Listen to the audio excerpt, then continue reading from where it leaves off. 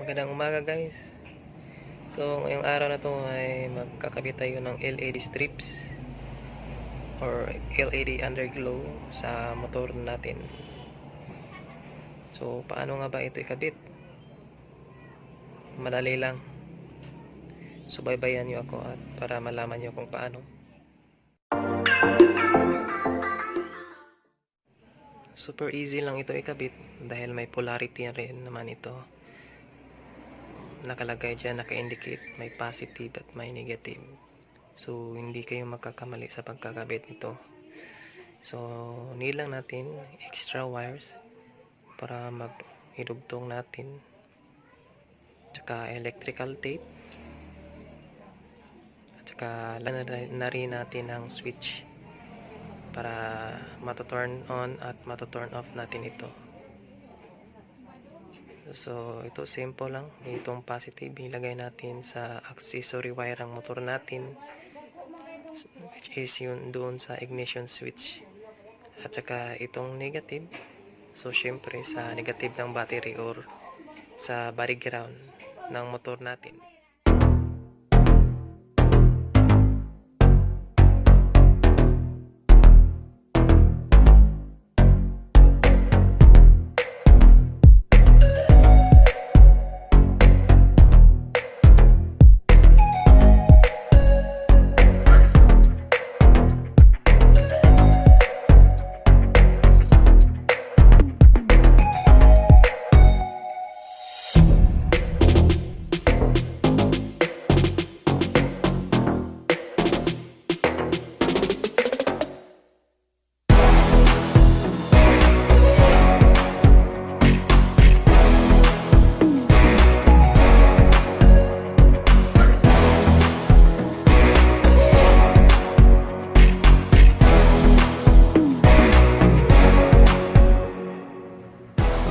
Ito na guys, natanggal ko na lahat ng cover niya, so para na rin para madali natin ikabit ang LED sa ilalim at saka yung pagtatapti natin ng wire, hindi tayo mahihirapan.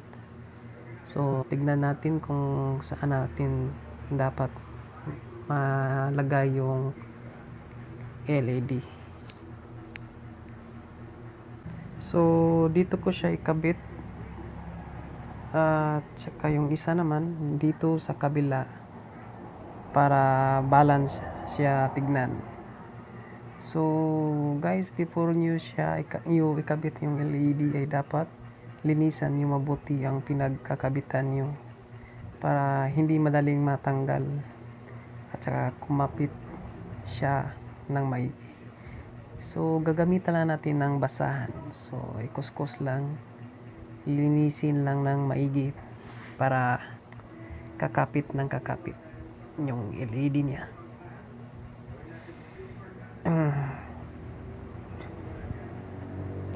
Ito na, gumamit ako ng sakit sa pagkabit itong LED para may iisa na lang natin yung mga wires niya. Mas maganda rin kasi kapag sasakit natin itatagpo yung mga wires. Bali apat kasi ito sa isang LED, positive negative, so dalawa na sila, at sa kabila rin dalawa rin yun, positive negative, so apat na wires. So kaya gumamit ako ng sakit. Kung wala kayong sakit, okay lang din. Pwede lang din naman yung itatap lang tapos balutin lang maigi ng electrical tape. So kayo na rin bahala kung saan nyo ilagay, sa ilalim ba or sa gilid yung mga wires. Pero dapat safe ang pagkalagay at saka balutin yung maigi ng electrical tape para hindi madaling mabubulok yung wires. So dito ko siya ilagay sa ilalim dito, parang okay na yata dito. So papasok lang natin ito para malinis tignan. So yung isang wire naman pinagapang ko doon sa kabila. So susukatin lang natin para hindi medyo mahaba yung wire niya. So okay na ako dito sa position niya. So cut na natin yung sobrang wire.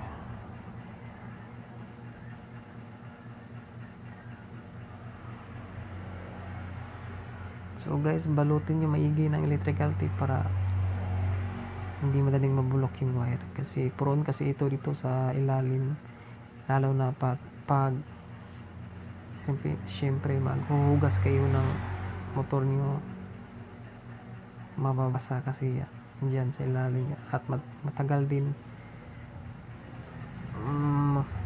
matagal din siya tumutuyo. Tsaka hindi rin para kung magdidikit hindi rin short circuit yung wires. So ito itap na natin. So positive is positive, tsaka negative yung isang wire.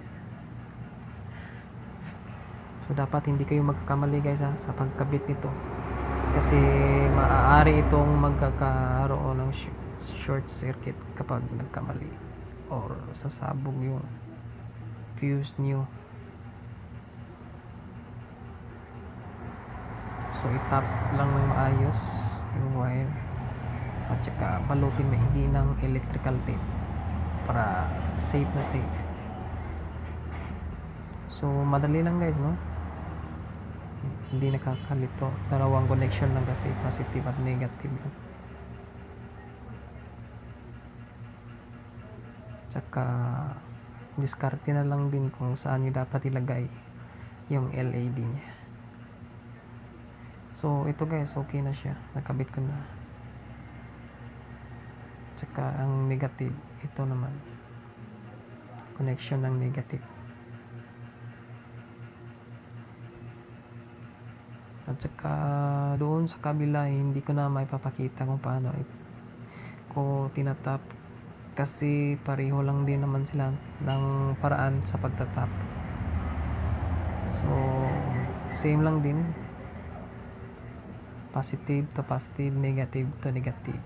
At pagkatapos nyo naman na itap sa kabila at saka dito, ay pwede nyo na rin idikit dyan sa lalagyan. So ito na, nakabit ko na yung dito, yung isa nakabit ko na, at saka sa kabila rin. So ito lang, madali lang. At saka guys, color blue pala yung kulay ng LED ko, wala na kasing kulay puti. So ito na lang ang binili ko blue. So ito lang connection niya dito sa socket, tapos magpapagapang naman tayo dito sa kabila. Dito naman tayo sa harap. So ang hahanapin natin yung accessory wire or yung wire sa ignition switch ko, kung saan magkakaroon lang ng power kung naka-on yung susian natin.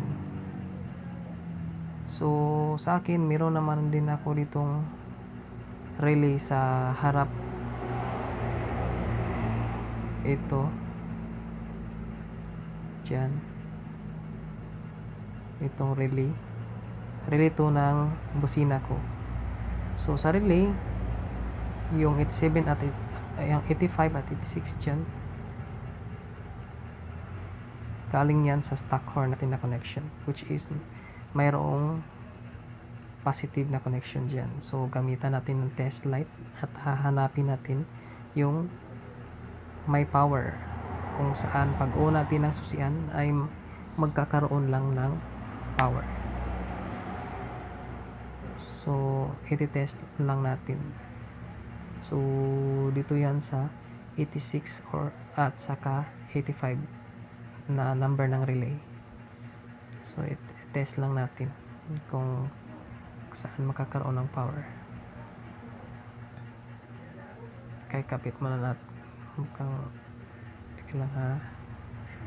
So sundot lang, mahina yung ground, lagay natin sa kabila. So nakauna yung susian natin. So pag sundot natin, iilaw yan. O ito, tulad nito, umiilaw siya, di ba? So pag turn off natin, walang ilaw. So on natin. Ayun, umilaw. Off, wala. On, ilaw. So ito yung connection sa accessory wire natin sa ignition. So diyan tayo magtatap, kukuha ng power.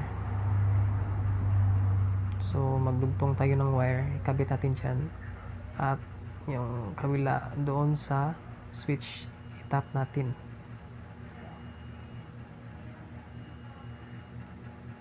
Tatap natin dito.